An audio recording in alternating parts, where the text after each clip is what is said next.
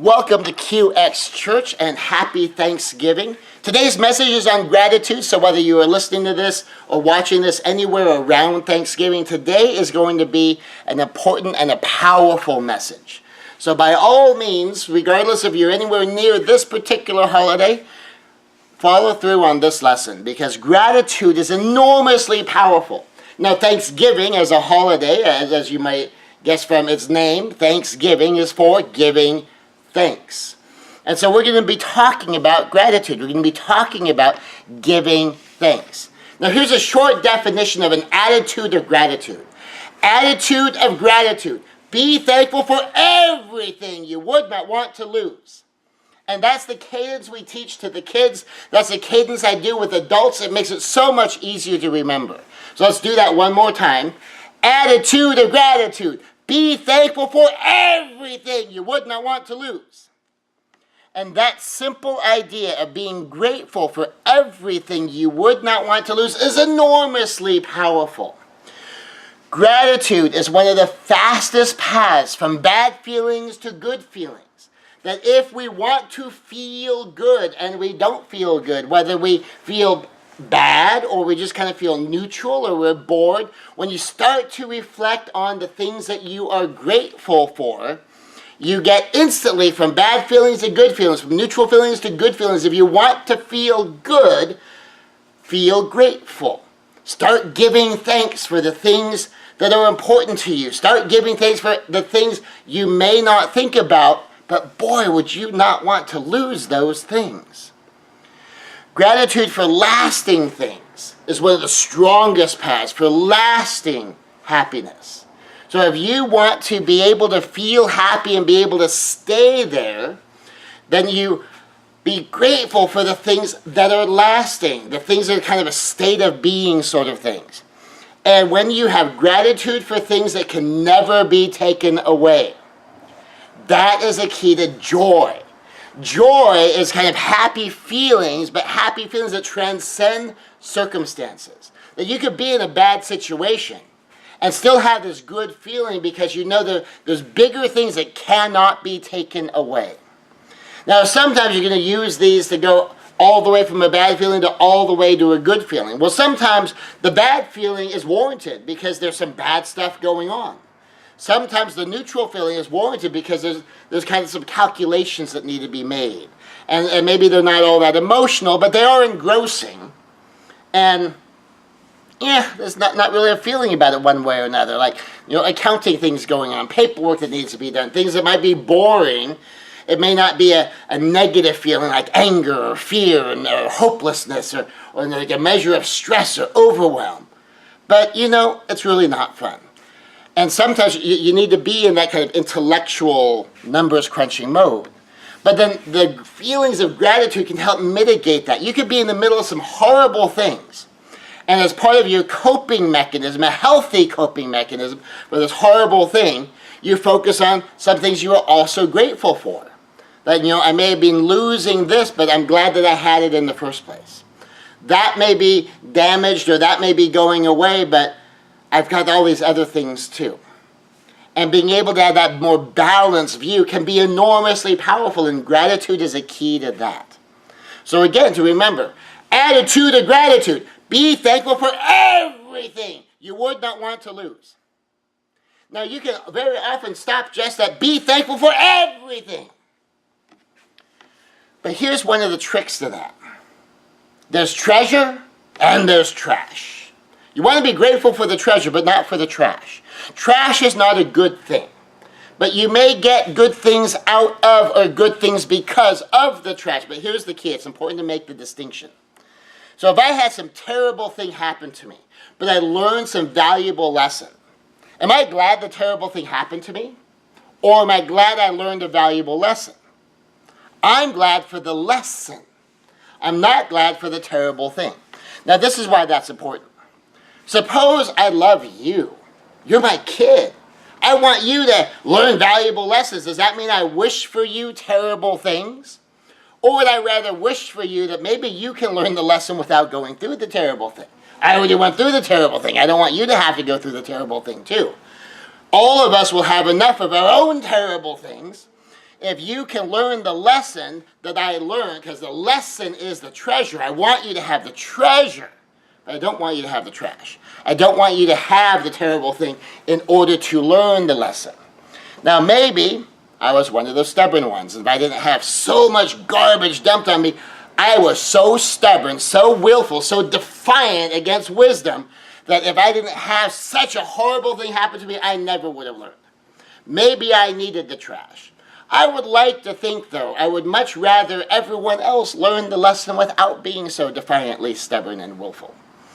And so if you cannot choose to defy the lesson, and you can choose to learn the lesson, that's what I want for you. That's why it's important to make that distinction. You're not being grateful for terrible things. You pull the terrible thing and the valuable lesson apart. I'm grateful for the valuable lesson. I'm not grateful for the terrible thing. And by the way, one of the other key reasons it's so important to get that idea into my own head is if I take this idea like, well, I had to have that terrible thing in order for me to learn. I'm just one of those people, I have to learn the hard way. What did I just say? I just said, I need terrible things. I'm asking for terrible things. I'm willfully, as an act of will, I am choosing to not learn lessons because people teach me. I am choosing to not learn lessons from other people's stories. I am choosing to not learn lessons because it's in the Bible. I am choosing to not learn from anybody else's wisdom. I am choosing terrible things. Doesn't sound too wise to me. I don't want to do it that way. Sometimes maybe it's the hard lesson I do need to learn. I would much rather just learn the lesson without going through the terrible thing. So I'm not grateful for terrible things. I am very grateful for valuable lessons. Now that attitude shifts it, because then you start looking for the valuable lesson without the terrible thing. You look for the valuable lesson before you go through the terrible thing. You start figuring out, it's like, well, now that I know this, when could I have learned this? Did I have to go all the way through this horror in order to get to that lesson? Or might I have been able to see that lesson from like somewhere over here? So I wouldn't have to go through all of that stuff. So part of attitude of gratitude, be thankful for everything you would not want to lose.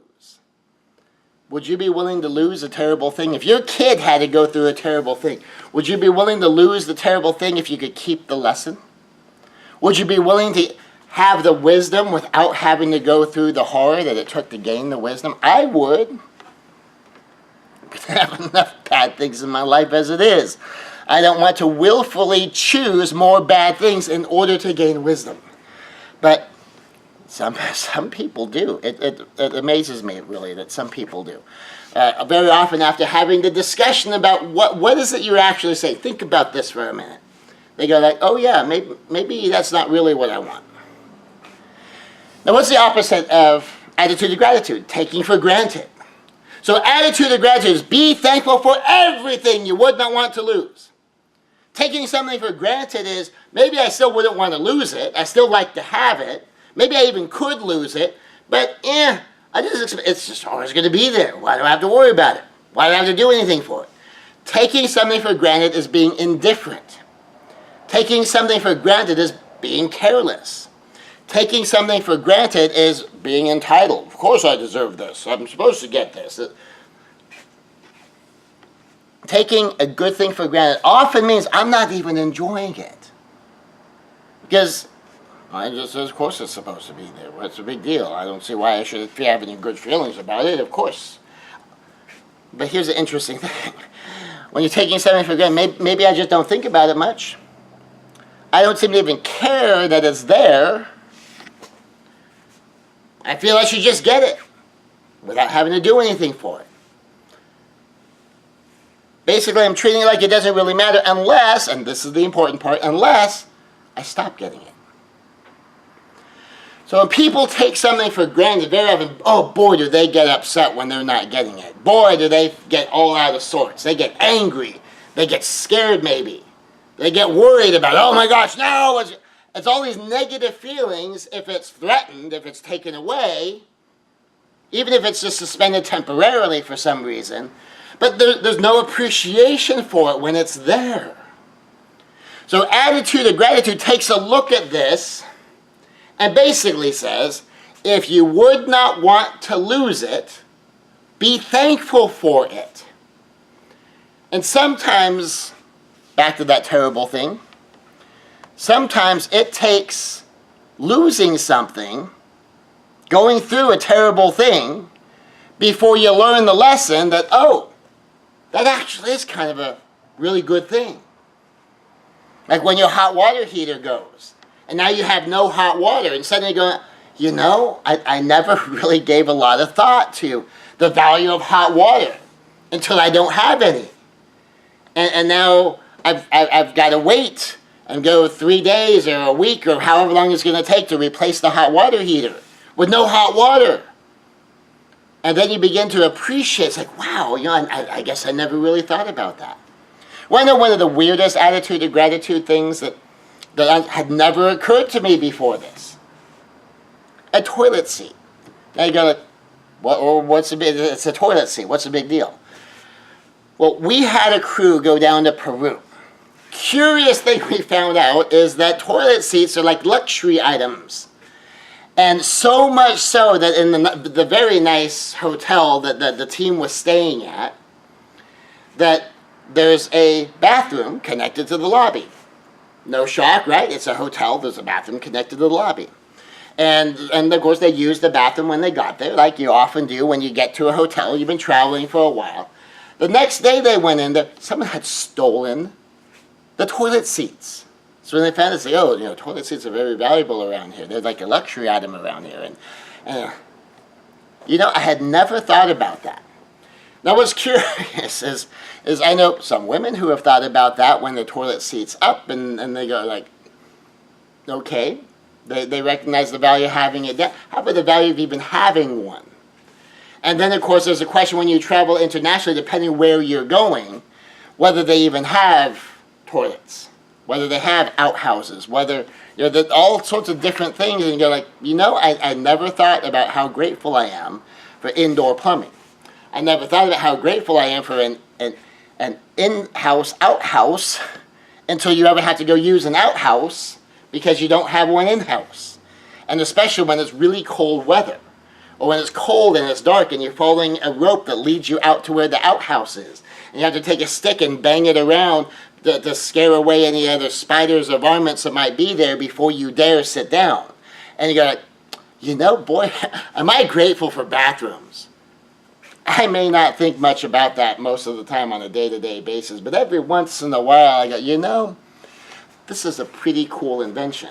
This is a pretty cool thing that we have, and I'm really glad that we have it. So when you're talking about such mundane things we just may not think about, being grateful for pillows and pillowcases, being grateful for having a bed, being grateful for having a lamp, being grateful for socks. If you've ever had to run around without socks on, and the blisters you can get, it's like, you know, you could be grateful for socks. Grateful for flip-flops, just being able to slip these things on your feet and go heading off. All sorts of interesting things to be grateful for. You know, I remember the age before microwave ovens, and you couldn't just pop someone in, push a few buttons, pop something in, push a few buttons, and then ding, and it's warm. That wasn't like a thing when I was a little kid. And boy, am I grateful for that. Am I grateful to be able to have warm food? Am I grateful to be able to have cold food? Refrigerators, freezers. I mean, that's a pretty cool thing that's fairly new in the history of mankind. And the entertainment media that we have now. Not even just the shifts in my lifetime. I mean, think about it. If King Solomon himself showed up with all of his gold, potentially by today's standards, a trillionaire. All the things he couldn't have. So when we're talking about all the stuff we have, if you wouldn't want to lose it, be thankful for it. Be thankful for all of these cool things that we have. I'll tell you, one of the things I've been incredibly thankful for is my public library. I recently went on a Western kick. Well, I don't want to go buy all these Western movies, and a bunch of them are available for streaming, but there's a list of them I wanted to see, and so I went to the library, and I could check out like 6 of the 10 that I was looking for. Well, that's a heck of a deal. And how much does that cost? That doesn't cost me anything other than a trip to the library. And I just go online or go on an app and I look it up to see, okay, do they have this one anywhere in the system?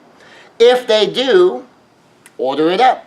If it's not already at my branch, they'll send it to my branch.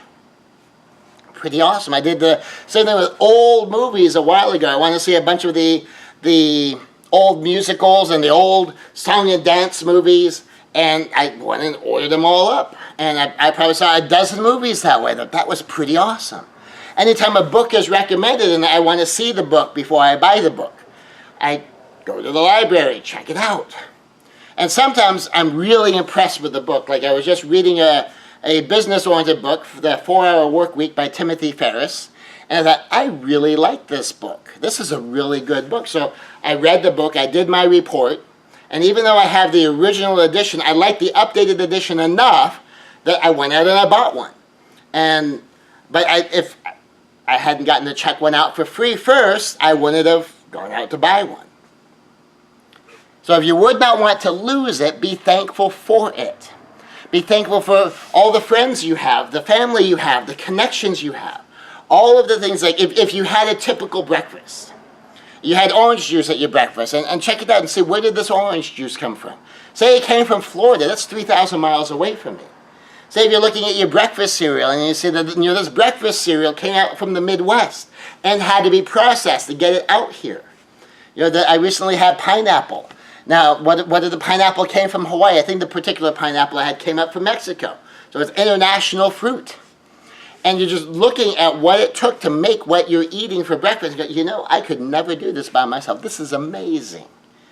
Isn't it amazing kind of the modern society and all of these things that we've created?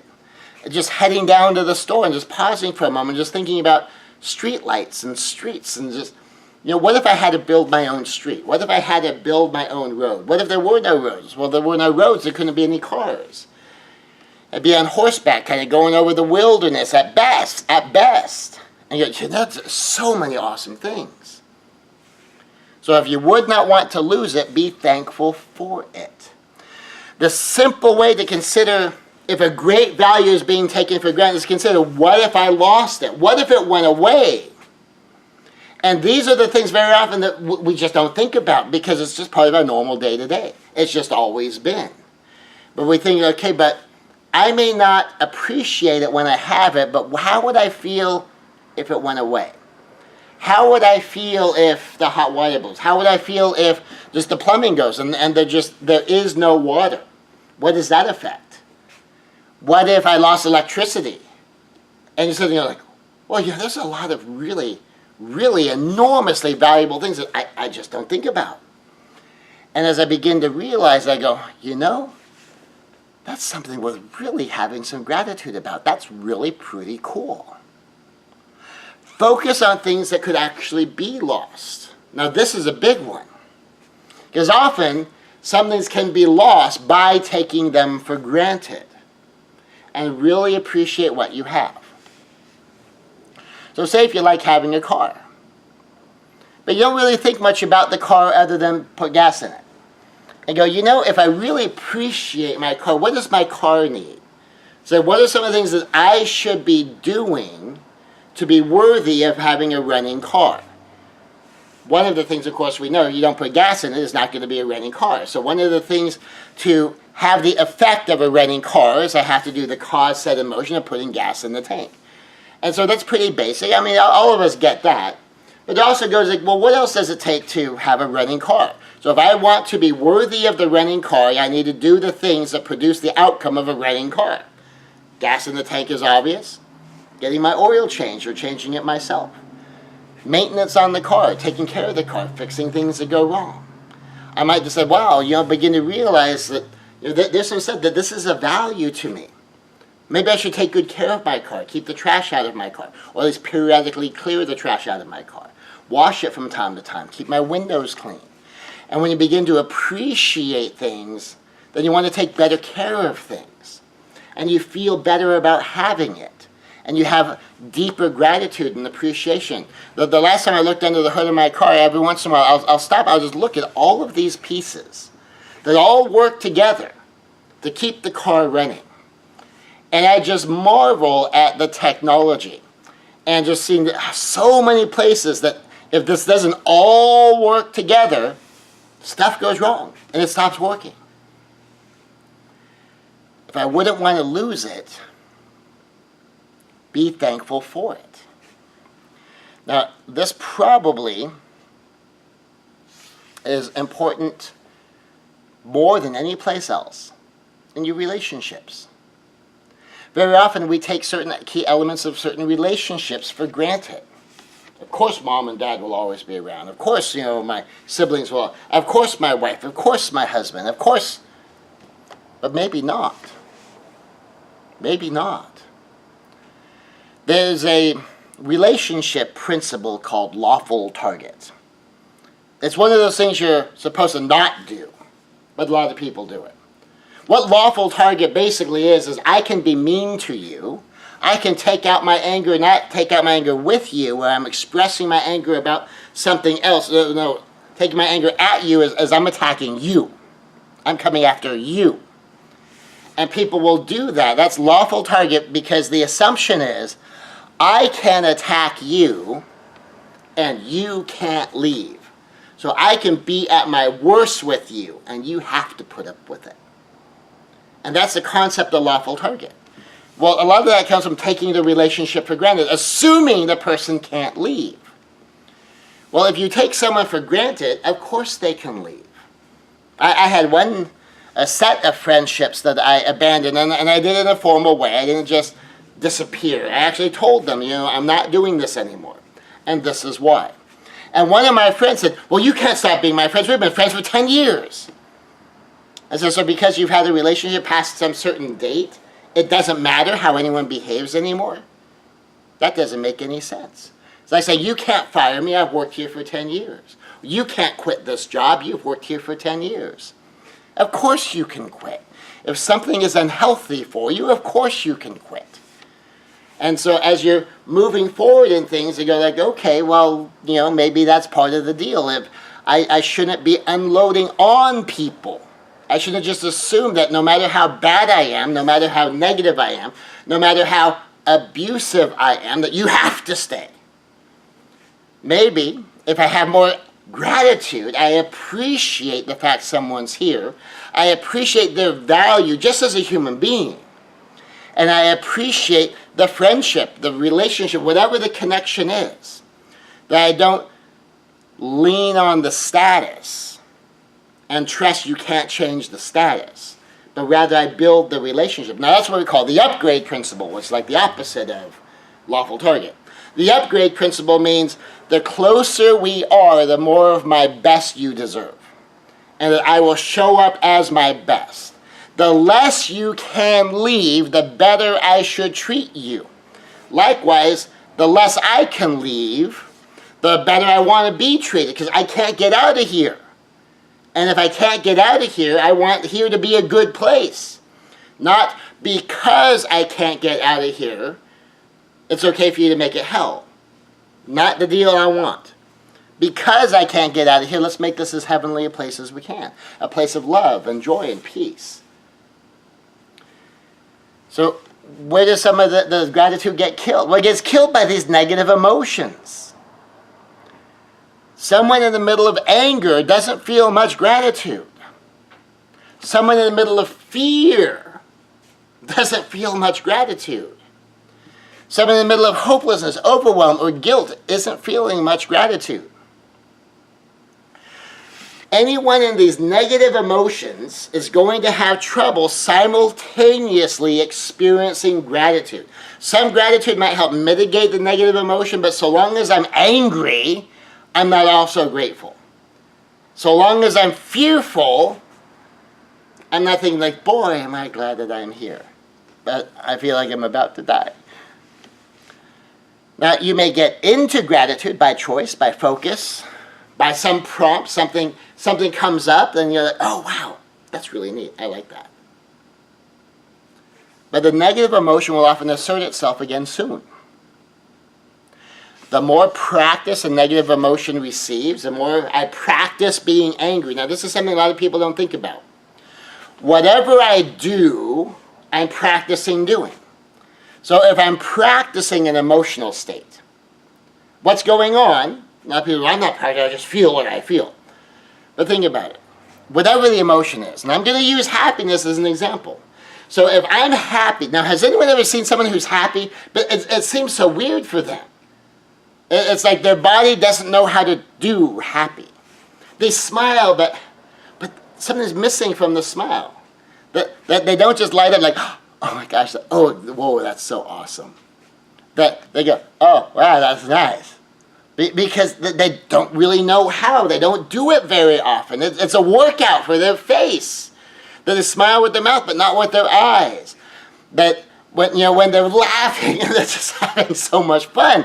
It's hard for them, and it hurts their face.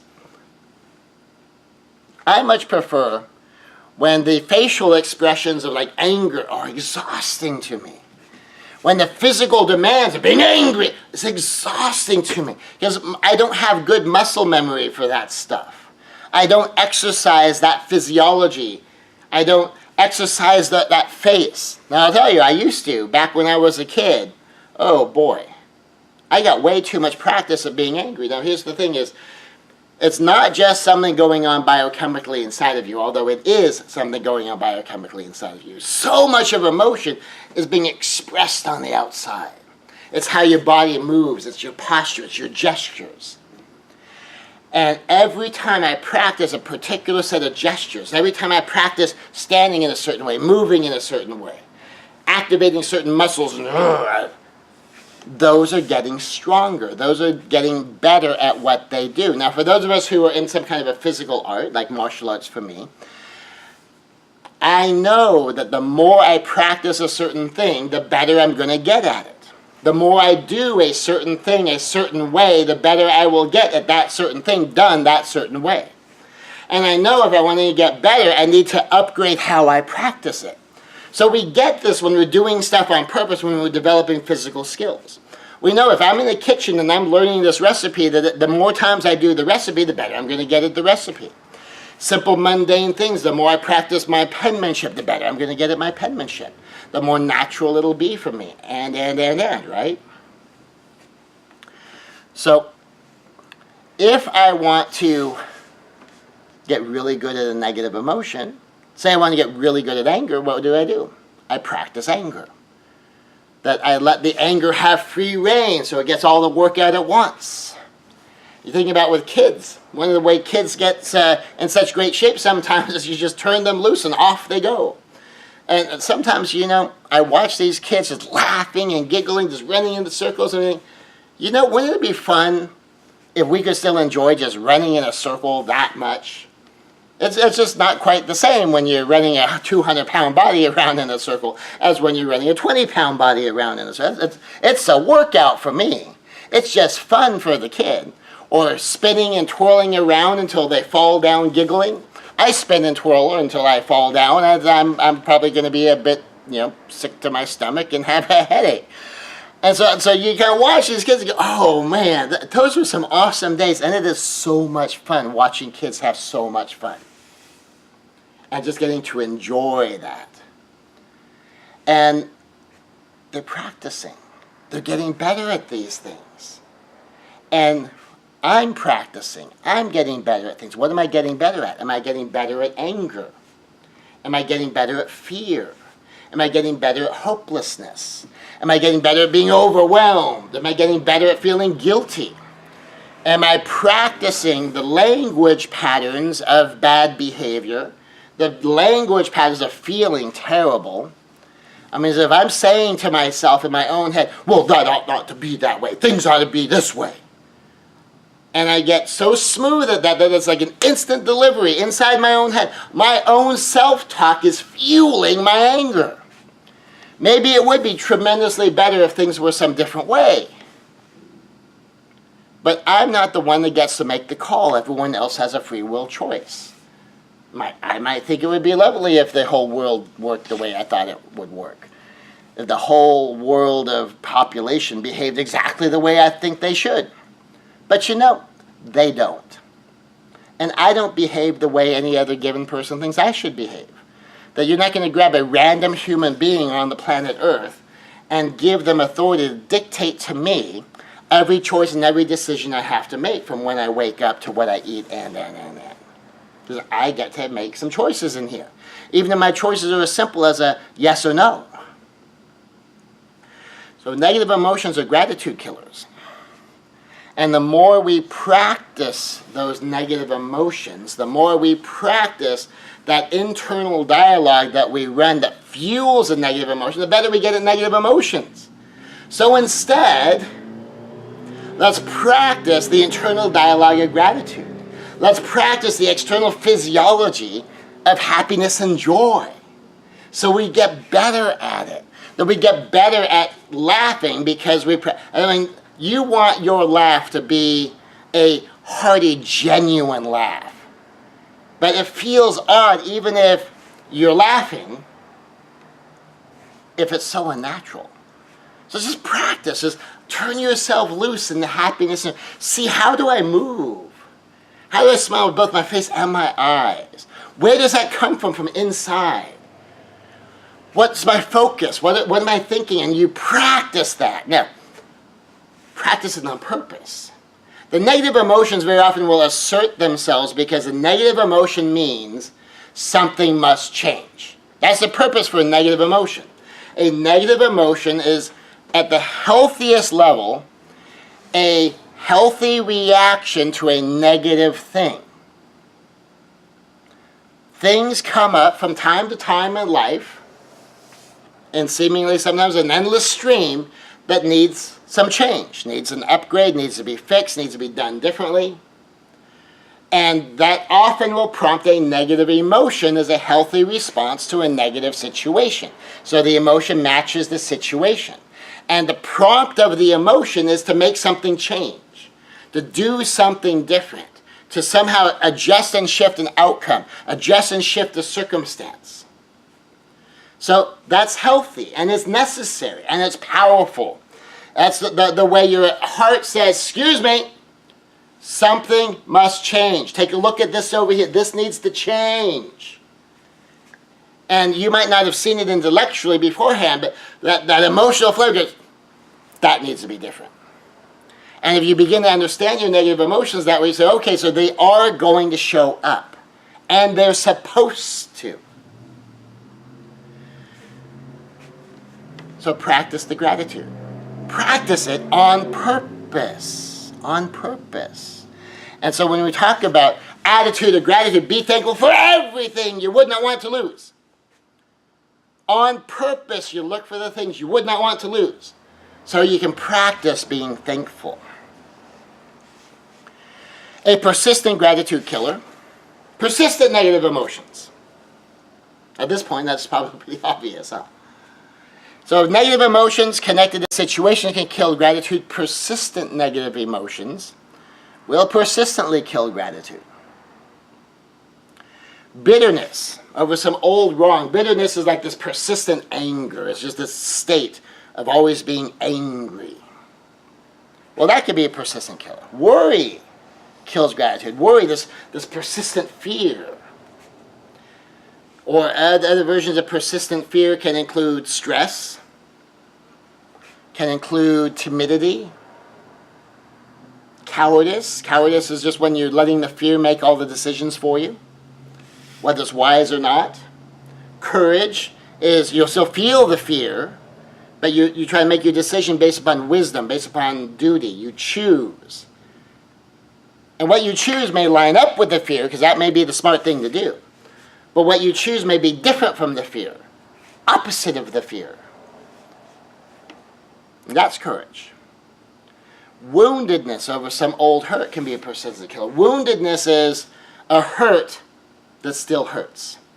An old hurt that maybe by now it should have gone away because that's a while ago, and the time heals all wounds thing, and you've had the time, but the wound's not healing. So we call that woundedness. That can be a persistent killer. Depression can kill it.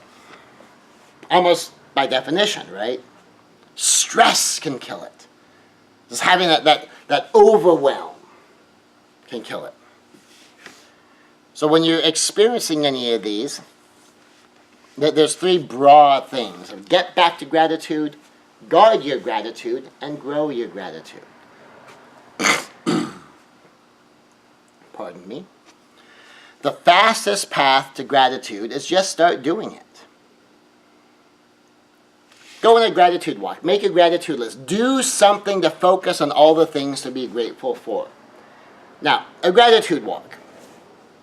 My first big gratitude walk was actually an accident. Because I'll go on prayer walks, where I'll walk around and I'll pray while I walk. Now, for some people, prayer walks means you're praying for the particular neighborhood you're walking in. Now, I'm just talking about you're doing your prayer. You're on a walk. So I was on a prayer walk. I went up to a nearby park, and they've got this long looping walkway, and I was strolling around the walkway, and I'm doing my prayers. Now, I use formula prayers. ACTS. A-C-T-S. And the way I do them is adoration. And so I spend some time just praising God for God's character, praising God for His attributes, really trying to zero in on the cosmic persistent truth, trying to really sink myself into who God is. And then from adoration, I move on to confession. And confession is talking about where I blow it. Now, confession can be as simple as, Lord, I know I'm not perfect. I know I blow it sometimes. Please forgive me. And so the confession time can sometimes just be generic and short. And the confession time sometimes can be long and involved and detailed. And in this particular prayer walk, I spent a long time in adoration, probably 10 or 15 minutes. And I probably spent a longer than usual time in confession too, probably another 10 or 15 minutes. And so you can tell from this, I'm nowhere near supplication. Because when you get to the S in ACTS, supplication is praying for other people. And if I pray through absolutely everyone on my prayer list, I might be praying for, 30, 40, 50 people, kind of depending upon the totality of what's going on. And if I spend just 60 seconds on each person, that can be 20 minutes, 30 minutes, an hour. And some people I'll spend more time on, some people I'll spend less time on, especially if it's an unspoken prayer. I'll just mention the name and that they have an unspoken prayer request, and you'll give them wisdom and insight and understanding, give them people in their lives to provide them with some wisdom, insight, and understanding. If there's any decision makers, just prompt them to see the things they need to see, to remember the things they need to remember. And it could be a fairly short prayer. After I do the supplication for others, then I circle around the supplication for myself. And that's when I start to pray for my own needs. And I'm not praying for a supernatural intervention, for a suspension of cause and effect. I'm usually praying for wisdom and insight and strength and understanding, and to have a good attitude about it, and to have love, and to have an idea of what people to get in touch with, and for God to bring people into my life that I need to have in my life, to bring information to me that I need to have, to help me find the information that I need to find, to help me fulfill my part in this. And so when I'm praying for myself, I'm not asking for what I call the Daddy do my homework for me prayer, or Daddy take my test for me prayer, or Daddy deliver me from the consequences of my own choices prayer. But I'm praying for my part, and I'm praying for seeing other people's parts, and how all of this could come together. But you may notice I missed a piece in there. ACTS. A, adoration. C, confession. T is thanksgiving. And on this particular night, I'm out and about. I'm praying through my ACTS prayer. I have some things heavy on my heart. But even just psychologically, even if you don't believe in God, there's a logic to the sequence of you focus on the cosmic and the eternal, big, giant, eternal picture stuff. And you zero in on how that's not me. I'm not all powerful. I'm not all perfect. And I need to be forgiven for where I don't line up with exactly what I need to be. And then it comes down to thanksgiving, of being grateful for all that is already good in your life. And then you pray for other people, all these other people and their needs.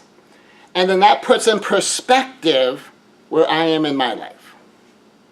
That helps give a context that it's not just about me, because I just prayed for everyone. But I am one of everyone. I am worthy of being prayed for.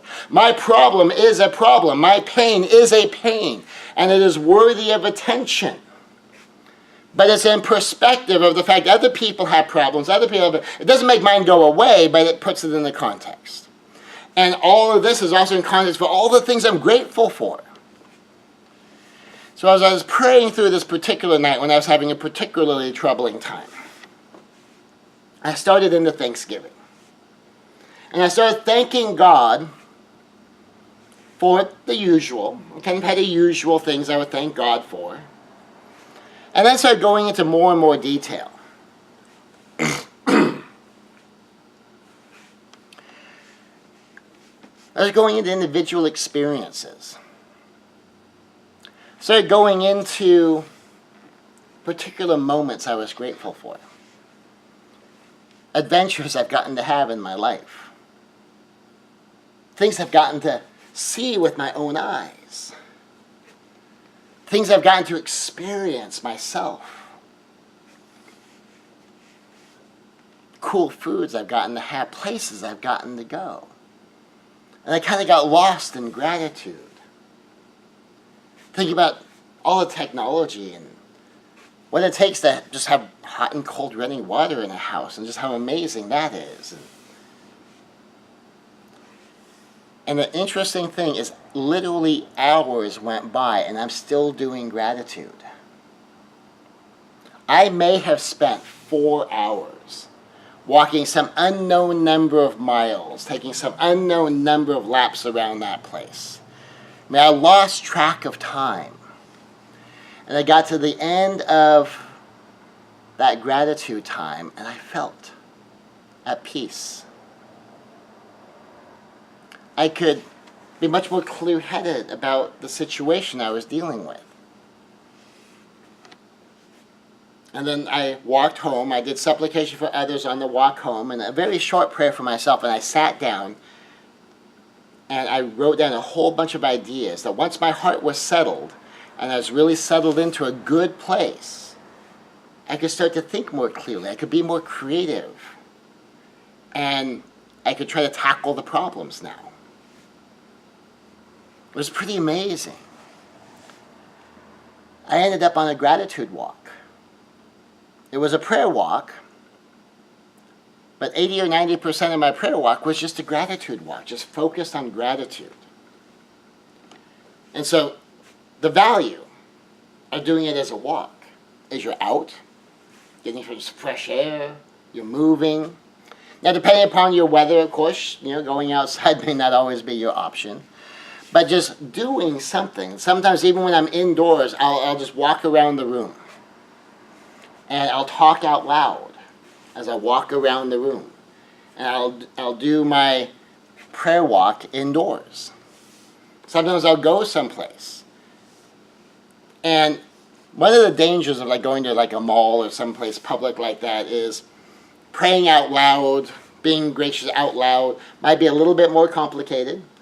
If you do it silently, you may find your mind just kind of, what was I thinking? Because it just wanders. But that can be okay if that's one of your better options you have available to you. And when you realize, oh wait, my mind's wandered off here. What was I doing? Well, let's just get back to gratitude. And just appreciate the fact wow, my brain just wanders off in some pretty interesting directions. That's pretty interesting. Well, let's get back to gratitude now. And you can just do it silently in your own head. Or you can kind of mutter it under your breath and very quietly whisper your gratitudes as you go. Something else I've also done is I've made a gratitude list. Now, one of the powers of a gratitude list, especially if you do a running list, is you can always go back and look at it. So when you're not feeling it and it's not springing to mind, you can go to your written list and go look at all of these cool things. Now, I like to do these lists in my computer. I will tell you, though, there is incredible power in writing things down by hand. And literally, pen, pencil in hand, paper, write it with your own hand. And that is enormously powerful. It engages the brain and the body kinesthetically in a much more powerful way than just typing on a keyboard. But I will tell you, one of the reasons I like to type on a keyboard is I can go sorting it out. And when my list gets to be 50, 100, 500 things long, being able to kind of cluster them together is helpful to me. Where then, like, there's a section for, like, travel with the wife, and there's a section for, like, cool things with this kid, cool things with that kid. And then when you see the breakout, you go like, oh, you know what else could be in that category? And it helps me think. And I have this huge written list. And it can be like 2 columns or even 3 columns, just because it's not a complete description, although you can certainly do that too.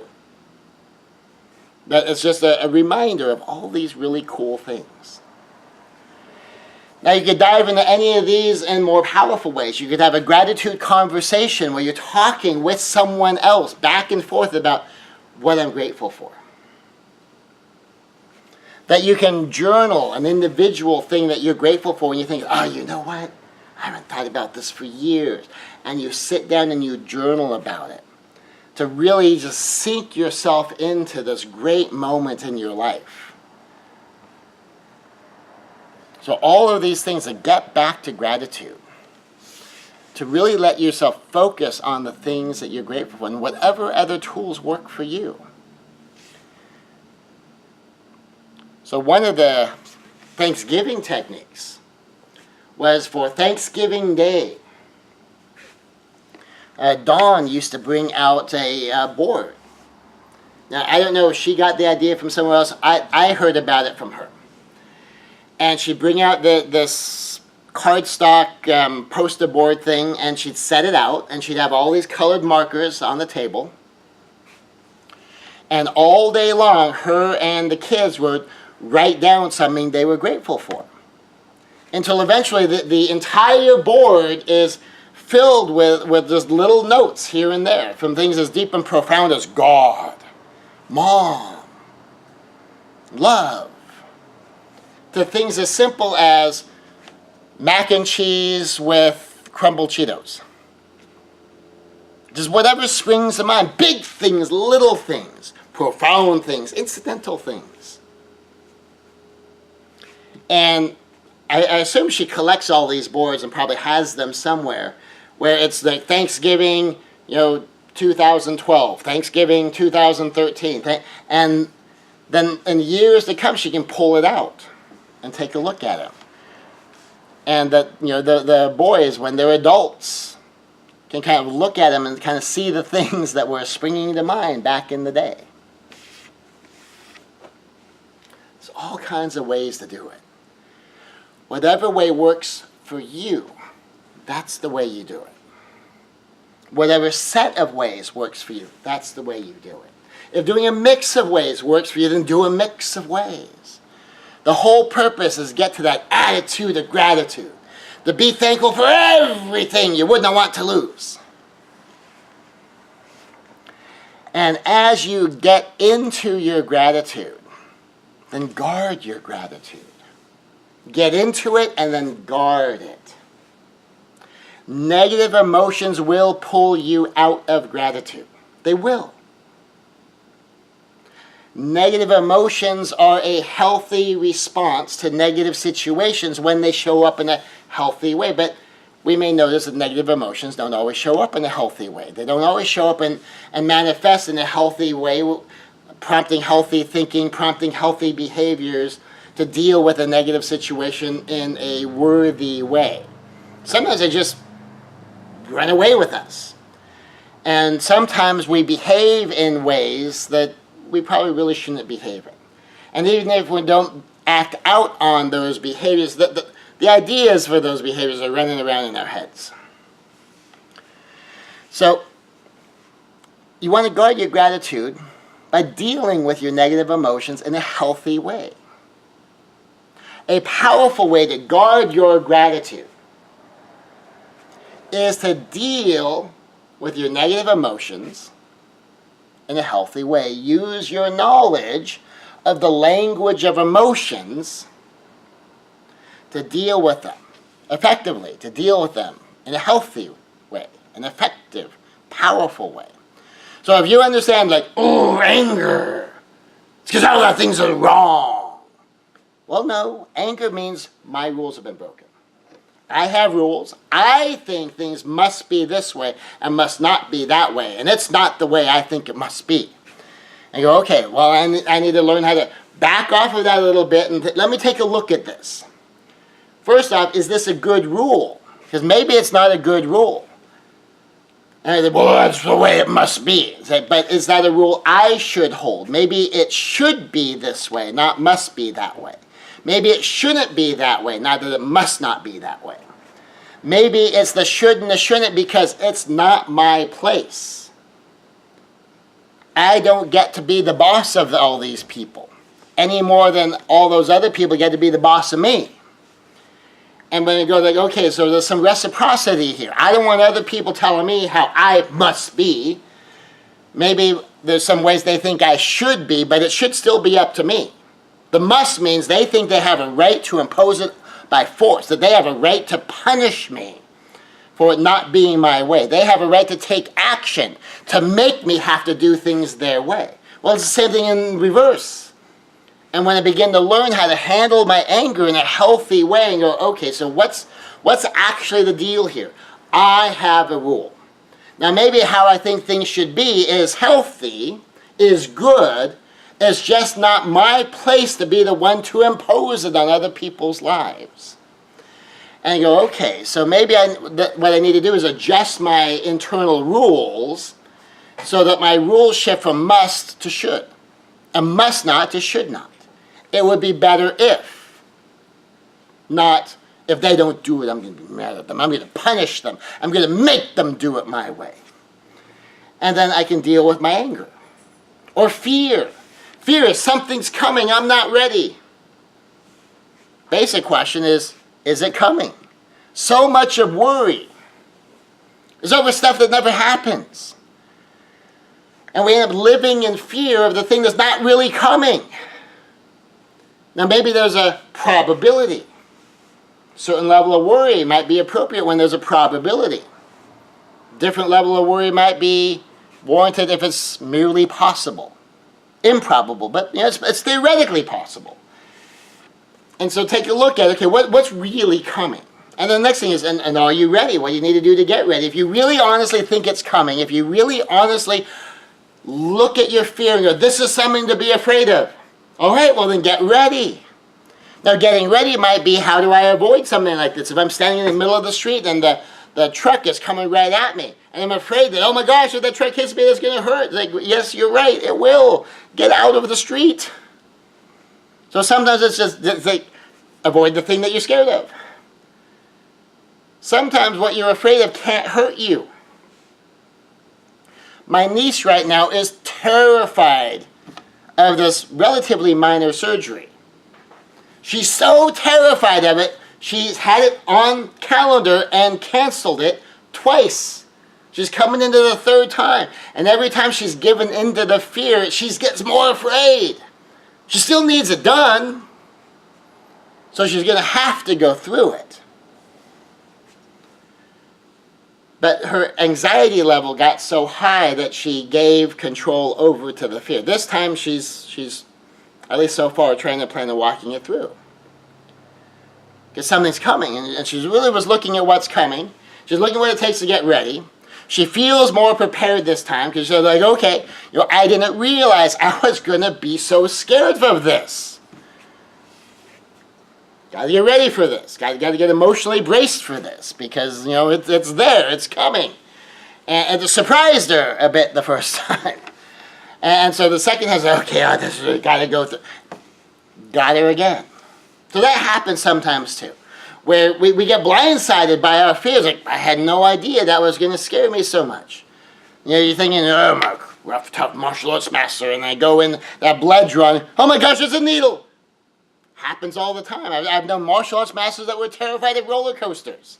Not that it gave them a headache or made them sick. Like Magic Motion rides to me give me this terrible headache. And it lasts for hours sometimes. I still go on them sometimes. If I've never been on it before, often I'll go on it once and I'll put up with the headache just because I want to have the experience of the ride, not the headache. Or I'm going with someone and I want to have the shared experience with them of the ride, but I pay for it with the headache. And as, but you're a karate master, why does it bother you? It just does. But I've known karate masters who are terrified of needles. I've known karate masters that are terrified of roller coasters. And that's okay. And so, but sometimes you get like surprised by what scares you. You get surprised by what prompts such intense emotion in you. And sometimes you may not always know where that comes from, but you use the language of emotions to deal with them in a healthy way. And use the Triple E freedom techniques. Embrace, elevate, expand. To deal with negative situations in a healthy, helpful way. And the idea of embrace, elevate, expand, embrace is that it is what it is. So just embrace the fact it is what it is. And some of this comes from a jiu-jitsu, judo, wrestling kind of idea. That if I'm grappling with you, if I want to control you, I need to get hold of you. So that's the embrace. You get hold of the realities. It is what it is. I accept it for what it is. Elevate is, now what can I do with this? And part of it is like, what's the positive counterpart here? What's the positive intention of this negative emotion? How can I just skip to the positive without having to spend all this time dwelling in the negative? How do I get there? How do I elevate it up to a higher level? How do I elevate it up from emotion to mind, from mind to will, from the soulish level to a more spiritual level, to others, to principles, to religion, to my relationship with God? How far up can I take this idea? How far up can I take this lesson? How can I apply this next level stuff? Embrace, elevate. And then expand is, where else can I use this lesson? What else can I do with this wisdom? Can I take this wisdom that I'm learning right here, right now, and use it over here? Use it doing this. Use it doing that. This prompt I may get right here, right now, in this relationship with this cashier, where my entire relationship is cashier-customer. And go, you know, I just saw something that will apply at home with my kid. You know, I just saw something that will apply at home with my wife. This idea that if I want something, I need to be ready to give something. Not just show up and demand something. I'm not going to pay the cashier money if I'm not getting my groceries. And she's not going to give me the groceries if I don't give her the money. She has a role. My entire relationship with her is role to role. Cashier customer. Who she is as an individual and who I am as an individual is irrelevant in this role. But I've been looking at my kid and I've been thinking, it's like, you know, I've been doing this father-son thing thinking that, well, I'm the father. You should just do what I say because I said so. Maybe if my kid gets something my kid considers of reciprocal value, my child will be more engaged. Maybe I can use that somehow. I mean, I might not even know how to use it yet. But just, you see something one place, you expand it out to other places, go, that could be helpful. Maybe I'm being more demanding and I'm not being giving enough. Could be. So use your language of emotion skills. You use the Triple E freedom technique or any other of the freedom techniques. And these are entire programs and entire books. So if you want to dive deep into any of these, all that is there. So get into your gratitude, guard your gratitude, and grow your gratitude. Grow your gratitude is a realization that old things you haven't let go will inhibit growth of your gratitude. That if you've got old, just junk in your heart, it's going to be kind of hard to live in a thankful state. So for some of these things, you use the 5-step forgiveness technique to let go of old stuff. If you still have old stuff that's fueling pain, if you are much more prone to hurt and much more prone to hurting people, there's this thing that Hurting people hurt people and are easily hurt by people. So if you're hurting inside, now we understand this, like if you're going through just crap right now, then we understand that you're in a vulnerable state. If you're going through grief right now, because you've suffered some tremendous loss or stack of losses, and you're really hurting inside, we understand that you're in a vulnerable state. It's really easy to get hurt more. When you have woundedness, when you have bitterness over an old hurt, you're in that vulnerable state on an ongoing and perpetual basis because you're not healing. And that's where you use the 5-step forgiveness technique to let go of the old stuff, to let go of that old stuff that's still fueling pain and making you vulnerable to being hurt by things that you look at and you know, logically, intellectually, your brain says, that really shouldn't bother me so much, but it does. Well, that may be connected to an old hurt that hasn't been let go, and so it's not healing. Where time heals all wounds, but the time can't heal the wound if the weapon that caused the wound is being held onto in the wound. Old stuff that still fuels anger, where someone's just acting out on anger and they're trying to impose rule by force. Often that's connected to some old thing that they haven't let go of, that they haven't dealt with in a healthy way. 5-step forgiveness technique can help with that too. Same thing with timidity, that persistent, I'm always scared. Or depression, that I'm always sad. Or persistent overwhelm, that just life is always too much. And if it's to the extent it's driven by certain events or certain patterns of behavior from your life of old, where it's been long enough where the whole time heals all wounds thing, there's been the time, hasn't been the healing. Maybe there's been some time, there's been some healing, but really not healing. A little bit of recovery, a little bit of scarring and scabbing, but it's really just not that much better. And it's been long enough where maybe it should be better if it was healing. But it's not healing. And if it's not healing, well, time's not going to heal the wound that's not healing. The steps of 5-step forgiveness is to get into the middle of the memory. And there's a series of variations on this. To get to the middle of the memory, determine the wrong. There's 2 parts of determine the wrong. One is the objective wrong, and then the subjective wrong. Now, the reason objective and subjective is so important is there may have been something that was objectively wrong. But at the time, you're pretty cool with it. Maybe there was something that it was fun at the time. Might have been irresponsible, might have been dangerous. Might have been breaking the law, might have been unhealthy, but it's how you were cool, how you fit in, how you got what at the time maybe you thought was love. And so there may be an objective wrong going on, but subjectively you thought it was okay at the time, and you need to let that stuff go. Sometimes it can be the other way around, where there was this subjective wrong, but objectively everything was cool. Like the 8-year-old girl that went to go ask Dad for help with her homework. Dad's in the middle of work, because he had a home office. He's in the middle of work. And he asked her, well, what is it? And she said, I need help with my homework. And she says, well, Daddy's working right now. I'll talk to you later. Now, as an adult, she looks back at that and goes, well, Dad was working. I was interrupting Dad's work. Of course he's not going to interrupt his work to help me with my homework. I mean, my homework can wait.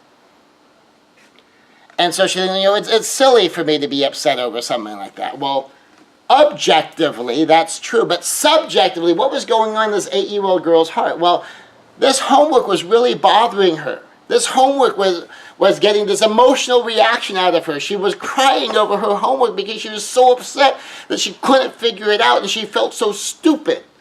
And says, well, Daddy can help me. Daddy will help me. And so she goes to talk to her father. She knocks on Dad's office door, and Dad, answers the door, asks what it is. determines that this isn't urgent, this can wait, tells her that daddy's working. But what the little girl felt is, I need daddy's help, and daddy won't help me because daddy doesn't love me. I can't ask daddy for help anymore. That's what the 8-year-old girl was experiencing. Objectively, it was one thing. Subjectively, it was an entirely different reality. So in determine the wrong, was there an objective wrong? Yes, no, what was it? Was there a subjective wrong? Yes, no, what was it? They might match up. Most of the time, they're going to match up.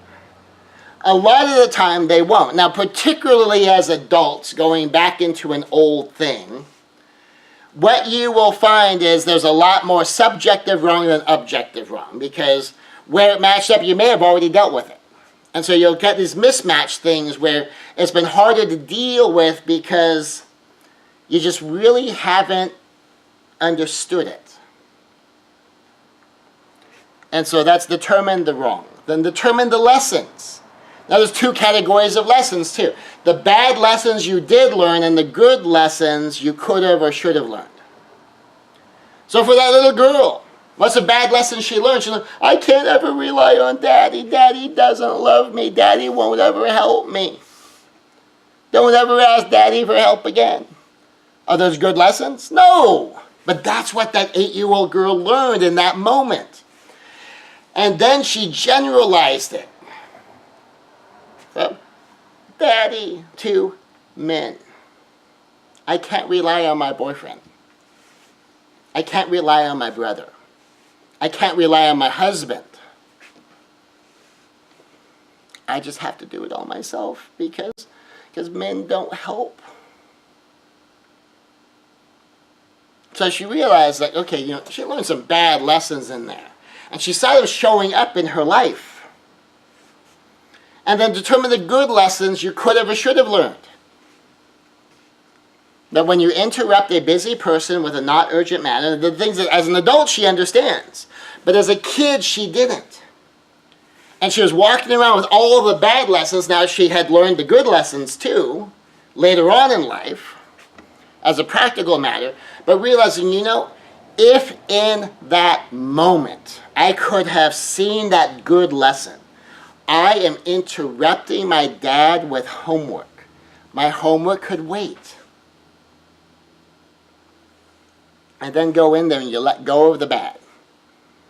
And there's a whole series of skills and techniques wrapped up in that I can't go into right now. But there's a whole thing to let go of the bad, and then you file the bad and you walk away with the good. And this letting go of old junk. So you're not hauling your trash around with you everywhere you go. And reacting through the filter of your trash is a way to help grow your gratitude so your heart can be filled with gratitude without having this other stuff constantly poisoning it and crumbling the foundation under it. So you can get into your gratitude and then guard your gratitude once you've gotten into it by dealing with your negative emotions in a healthy way. You can guard your gratitude with the Triple E Freedom Technique to keep your heart free of all this negative junk. And then grow your gratitude by looking for, is there anything poisoning the soil of your heart? You're trying to grow your gratitude in and deal with that. Ultimately, it boils down to love. Love yourself and love others. Love yourself in a healthy way. Love others in a healthy way. Look, God loves you. God loves others. Satan hates you, and he hates others. Just agree with God. Just agree with God on this whole issue of love. Forgive yourself and forgive others. God forgives you. God forgives others. Satan accuses and condemns. Satan accuses and condemns you. Satan accuses and condemns others. Just agree with God. Don't agree with Satan. Don't agree with the devil. Agree with God. Love and forgiveness for you. love and forgiveness for others. Figure of love and forgiveness are God's ways. There's a pretty good chance he knows what he's doing. He is God after all. I find it works for me. Love, forgiveness, good plan. So for those of us coming into Thanksgiving, the season for giving thanks, coming into the holiday season where a lot of people, for some reason, I'm not always 100% sure why we've decided to do this, but for some reason we give ourselves permission to dredge up all of the worst stuff in our history during the best season of the year. And it's not like any given individual sat around and goes, well, I have an idea what I'm going to do for this Thanksgiving and Christmas. I'm going to focus on the bad stuff. I mean, none of us have intellectually decided this, but we as a society have kind of declared this the silly season. And a lot of this is that we just don't teach how to do this. So what happens? We don't teach it. Kids grow up not learning it. Well, kids grow up not learning it. What do kids who don't learn something become? Adults who don't know it because they didn't learn it. So as we learn it, first off, we do it for ourselves so that we can focus on Thanksgiving for giving thanks, and then arcing into the Christmas season of a season of giving. So beyond just giving thanks, giving, and not getting lost in this whole thing of, well, this is what the season should mean, and that's not what my life is. Well, of course that's not what your life is. Nobody's life is actually like that. That's an ideal. And it's an ideal to look at and to enjoy as an ideal. Kind of like Santa Claus is the personification of an ideal. I tell the kids, Santa Claus is real because Santa Claus is the personification of an ideal. For the little kids to understand it, we talked about a guy in a red suit at the North Pole. As you grow up, you understand that it's an ideal. Now, do you get to live in that ideal all the time? No. We wish we did, but no. I don't get to live perfectly. I have a guaranteed lack of perfection. I'm going to blow it. I'm going to blow it a lot. And the more I stand next to the ideal, the more I'm going to realize I blow it. But you know what? That is no different than my prayer time. That probably is a big part of how come I can handle it in such a healthy way. Because what am I doing in my prayer time? Remember ACTS? Is adoration. What am I doing? The ultimate perfect. And the very next step is then I compare myself to the ultimate perfect.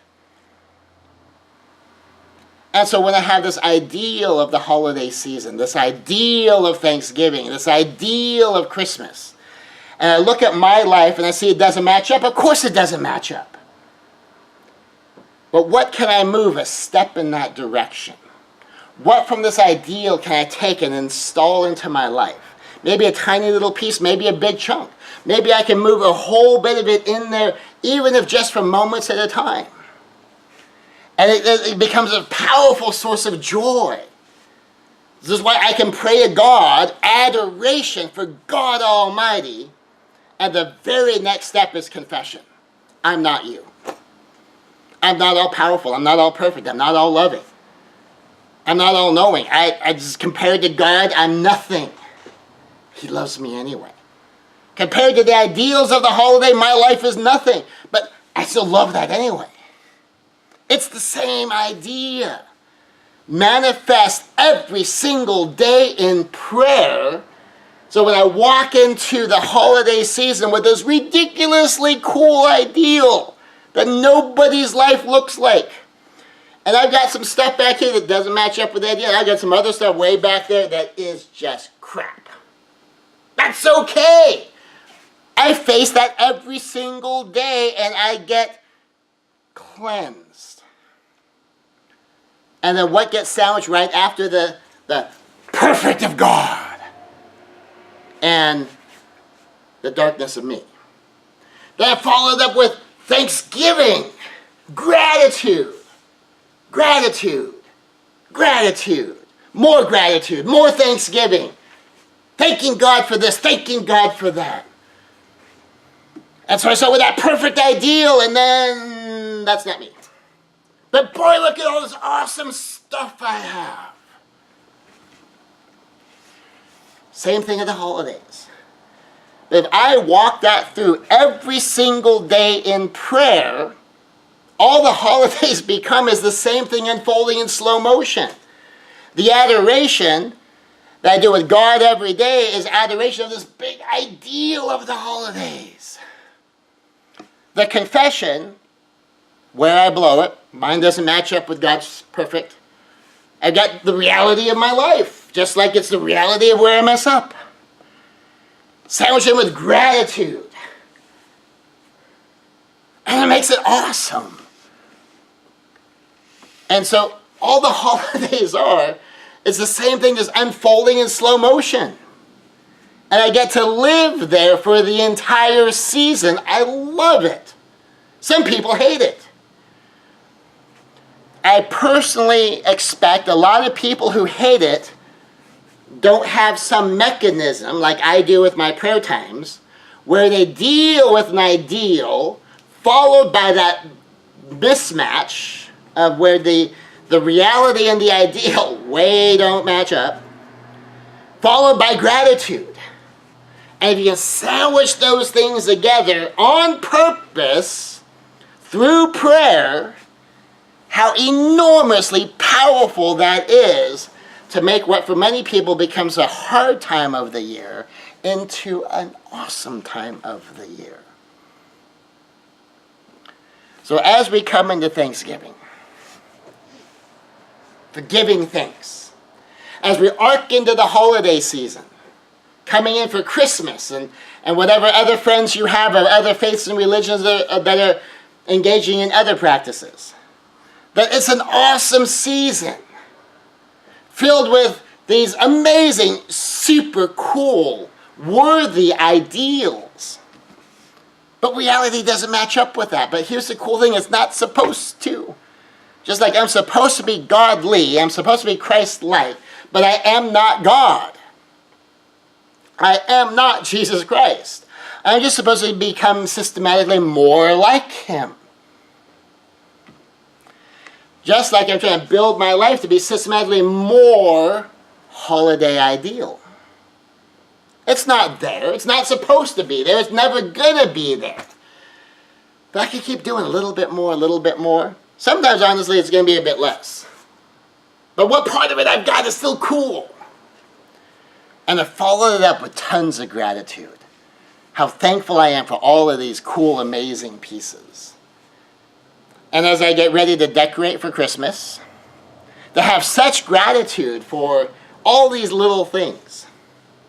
To have such gratitude for every bite of the macadamia nut covered in the chocolate that I got from one of my loving students who brought it for me all the way from Maui. And what makes it special isn't what it is I could get that here. What's special is she got it for me in Maui and she flew it all the way home for me. That's pretty cool. When I pick one up and I take my very first bite and say, someone who cares about me brought this for me all the way from Hawaii. That's pretty awesome. And the magnitude of appreciation you can start having is when I said the Christmas village for every individual house. Although in my collection there's a whole lot of churches too. There's no surprise, right? And the little figurines and all the stuff that's like, this is really cool. And to just kind of savor the moment. It's not just a rush of, get it up, done, after the next thing. It's that to enjoy the moment. It's like, isn't this really neat? Life doesn't look like this. So let me just savor the ideal for a little while, just because it's fun, just because it's cool. It's just like going to a movie. It's not real life. You can go see a superhero movie. That's not real life, but it's cool. I'm not going to avoid the movies because my life doesn't look like that. I'm going to enjoy the movie because it's cool. So attitude of gratitude. Be thankful for everything you would not want to lose. Acts, A-C-T-S, have perspective. There's power in that. So that we can walk in gratitude and spend time there. And we can enjoy all the great things we have in the life that we have. So to finish up, attitude of gratitude. Be thankful for everything you would not want to lose. Live a powerful, grateful life Get into your gratitude, guard your gratitude, grow your gratitude, and if you need any of the tools, we've got books, we've got programs, we've got ways to get you all of the tools. You're going, I want this life, but I've got this stuff. Well, we can deal with the stuff so that we can come into Thanksgiving truly giving thanks and living that powerful, joyful life.